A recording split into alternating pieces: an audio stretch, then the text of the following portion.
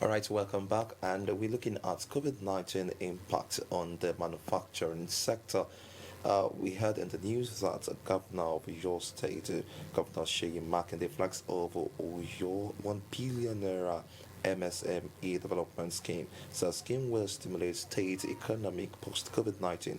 Governor of Oyo State, Engineer Sheyi Makinde, on Friday flagged over a 1 billion naira Oyo State Micro, Small and Medium Enterprises Development Scheme as part of interventions targeted at stimulating the economy of the state after the COVID-19 pandemic. The governor, while presenting symbolic checks to some beneficiaries of the scheme at the government house Agodi Ibadan, said the scheme will stimulate the economy of the state and create more jobs for its teeming youth.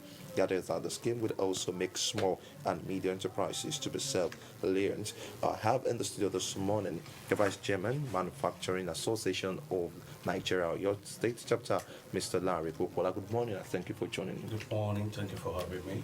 Now, COVID-19 is here and we are battling with it presently. What are the challenges of manufacturers presently? That's a very good question, and thank you once again for having me here. Like in all other sectors, we have our own fair share of the COVID-19 pandemic negative impact.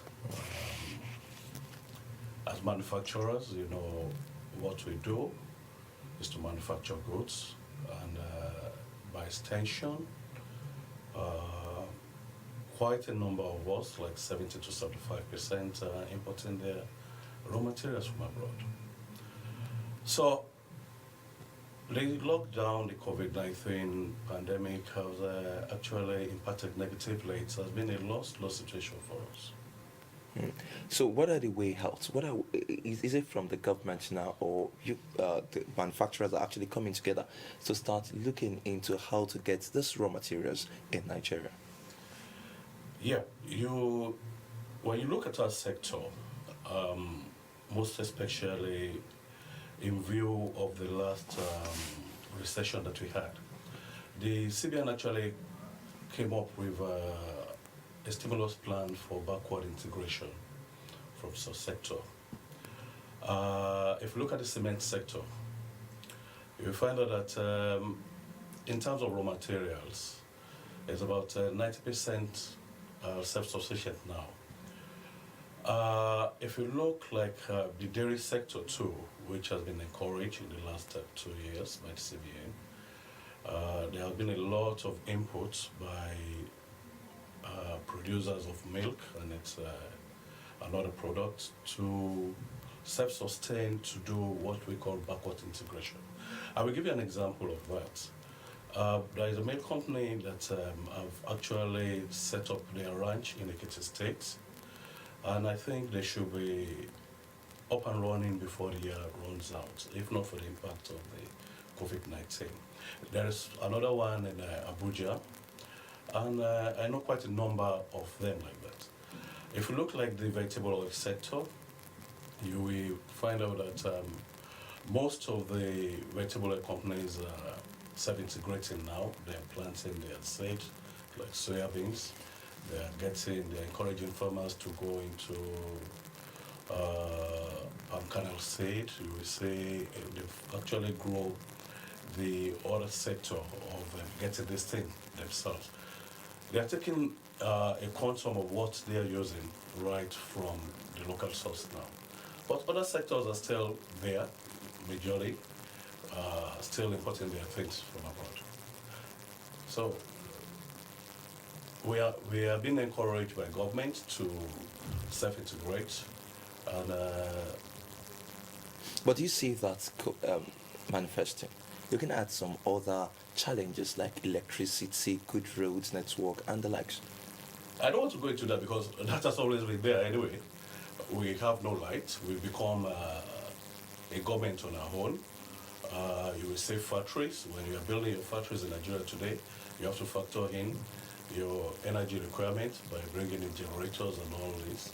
We still run about 75% of generators, which is obvious, even in your house. I know you will have that. And even water. We do our own borehole for our water to work with.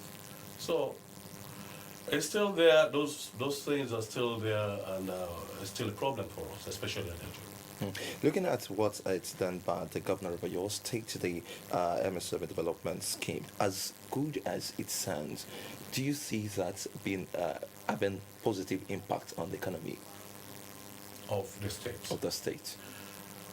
My reservation is that do we actually have the database of these people they want to empower? No. Will we just be going to the markets and distribute money, and at the end of the day, we don't see the impact of this money being given to them? The issue is that we don't really have. Are they going to work through cooperatives? Are they going to work through associations like the market women associations to get this sent out to them? And who's going to monitor it? That's another question. How are you going to monitor this money that is being used for the purpose?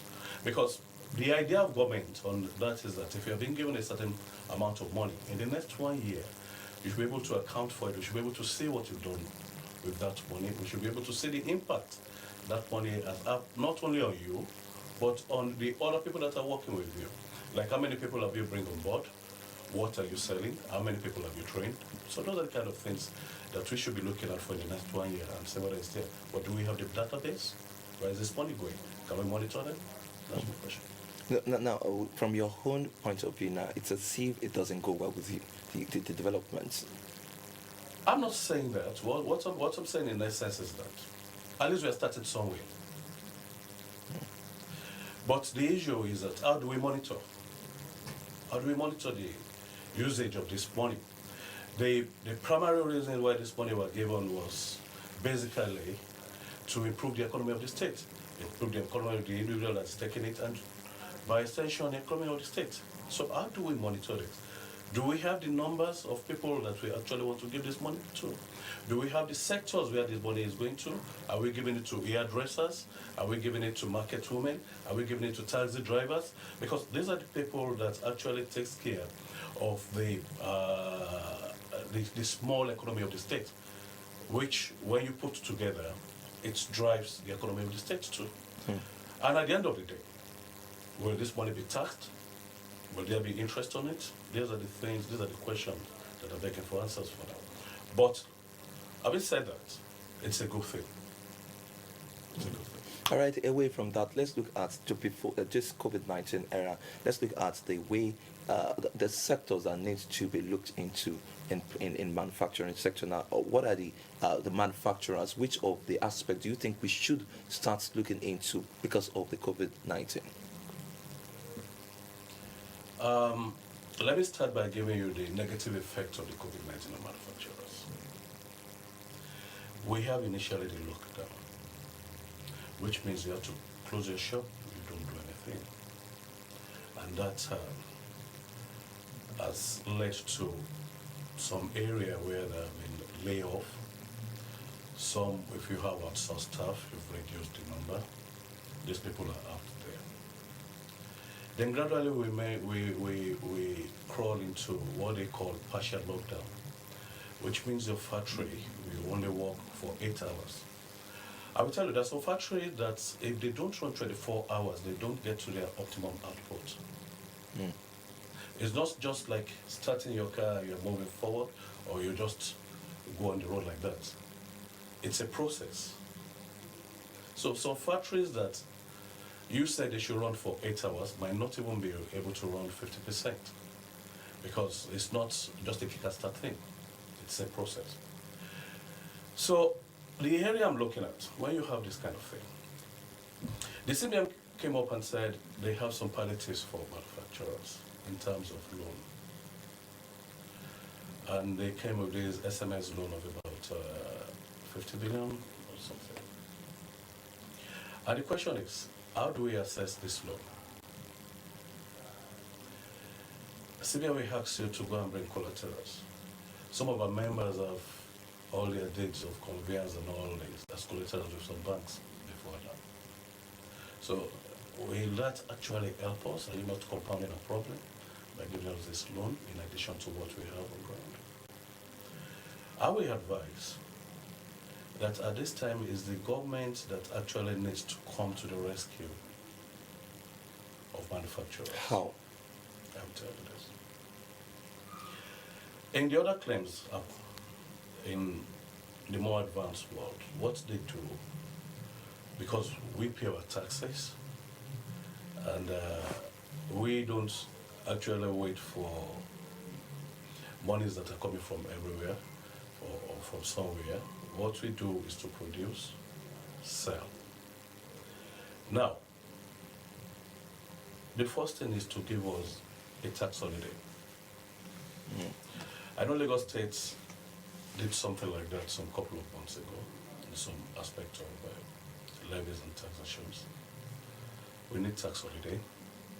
We need money to be injected into what we are doing. We are not asking for free money, but money that will not attract interest. But you just talked about the one the CBN gave, asking for collateral, which is means of identification. And But that's what I'm saying. Because the documents you are asking for, the documents CBN is asking for, has already been given to a bank, because 90% of manufacturers takes their money from bank, and banks ask for collateral. So what do you not think CBN should do in that regard? They should waive all those collaterals and look at your problem and come to your rescue. That's all. And do you see that's effective? Why wouldn't it be effective? They have a data. They have a data we pay. They can do it through the Federal Board of Inland Revenue. They can do it through the State Board of Inland Revenue. They can do it through your BVN. They know what your turnover are before the COVID-19. They know what it has come down to during this period of COVID-19. So it's easy for them to do that. So what is going to be the implication of all these things? Because now it's as if the COVID-19 has, with what the WHO has said that it has come to stay. Nobody knows when it's going to end. So what are the things that the manufacturers are actually putting in place to make sure that, okay, things are back? That's the first thing I said, backward integration. Sourcing of your raw materials locally will help a lot. Two, let me tell you another thing that you are not looking at. 2 months ago, the Naira was devalued from 307 to 360. And it's not available. The CBN just opened that window end of May. So which means in the last 3-4 months, manufacturers are not being able to access Forex to bring in their raw materials. So the negative impact of manufacturers is so grave that in the area of your supply chain, you are not even getting them. In the area of sales, the market is not there. In the area of producing and processing your product, you are not being allowed to work 24 hours. So these are the combination of all these things have affected us very critically. And what we are looking for now is that it's obvious that COVID-19 has come to stay, and we have to learn to live by it. You cannot close the market. You cannot close the factory because you are trying to curb or reduce COVID-19.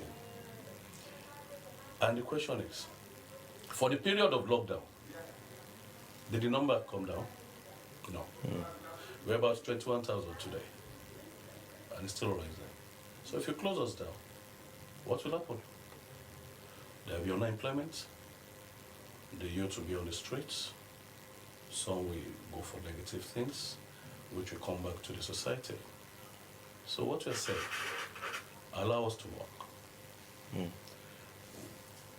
All the protocols, all the health protocols that have been put down should be observed. Monitor us that we are observing this thing. We've taken faith in the fact that the COVID is here, and we have to live by it. So allow us to walk side by side with the COVID.